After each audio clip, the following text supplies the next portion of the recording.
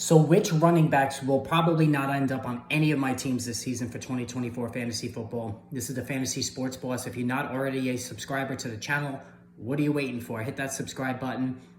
We have the season fast approaching, and then things really take off with this channel. Dozens and dozens of videos on NFL Sunday, instant injury updates, so make sure you're part of all the fun. And we had our first live stream yesterday.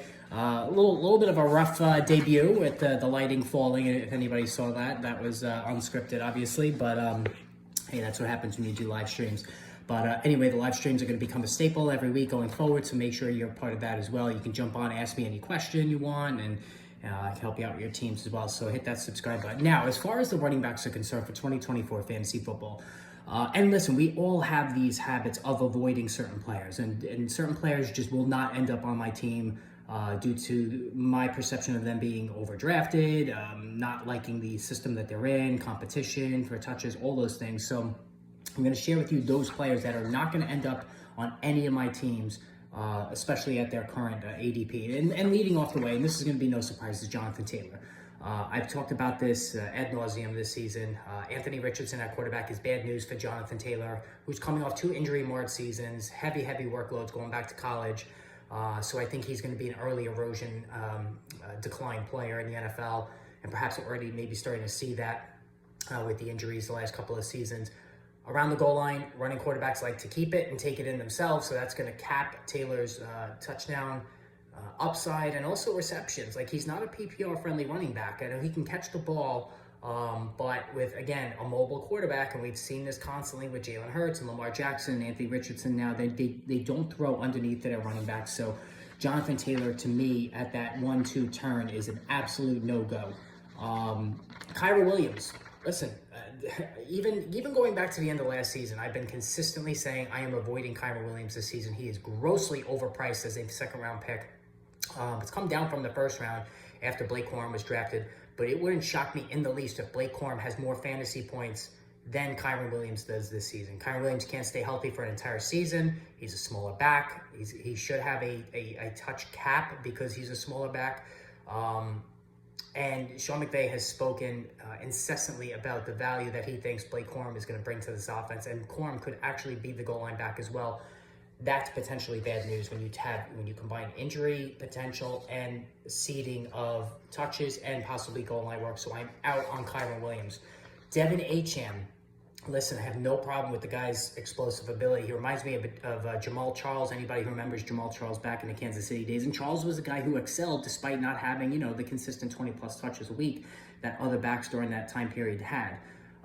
He's now in a 3-man rotation because Jalen Wright has been lighting it up this season, the rookie out of Tennessee. Plus, you have an 18 touchdown on the ground Raheem Mostert, who's still effective and is not going away. So Devin Achane as a 3rd-round pick is to me one of the worst picks so far of the draft. And again, this is not a critique on his ability; it's a critique on the situation that he's in right now. And also, he's no stranger to injury. All right, Jahmyr Gibbs.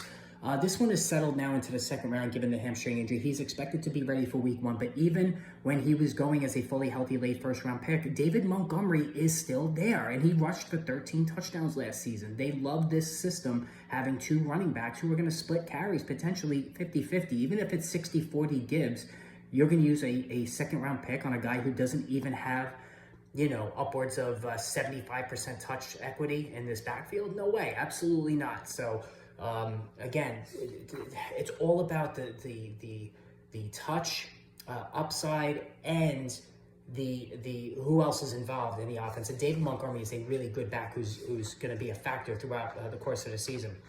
All right, so those are the high round guys that I'm definitely avoiding, and that won't be on any of my teams. And now we're going to start getting into the middle rounds where, guys, I don't feel good about drafting even in those middle round area codes. DeAndre Swift. So it's been a weird summer already. DeAndre Swift worked as the 3rd down back in the team's second preseason game because they played in the Hall of Fame game. And then he didn't play yesterday. Khalil Herbert's been getting a lot of run. I don't know if they're showcasing Khalil Herbert, maybe for the Dallas Cowboys. That would make sense. If Khalil Herbert ended up on Dallas, I would be totally in on him. But, they paid Swift all this money, but this isn't loaded offense offensively in the passing game with Keenan Allen and DJ Moore and Rome Odunze and the quarterback who's mobile and Caleb Williams and Khalil Herbert's there and Roschon Johnson is there. It's just a lot of Cole Kmet at tight end, Gerald Everett as well.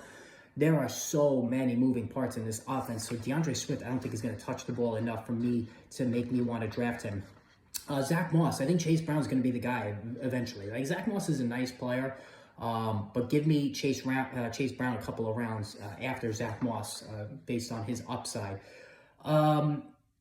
Jonathan Brooks, so good talent, potentially tremendous talent. He can catch the ball, he can run it, he can do everything, but he's not going to debut until October. And you know my stance on this. I don't like clogging up my IR spots for guys who may not play for another month. This is also a critique on TJ Hawkinson. Like, I love the player, but I'm just not willing to keep them on the bench. I'm willing to draft other guys around him, like a Najee Harris I would take over him. I would take Devin Singletary over Zach Moss.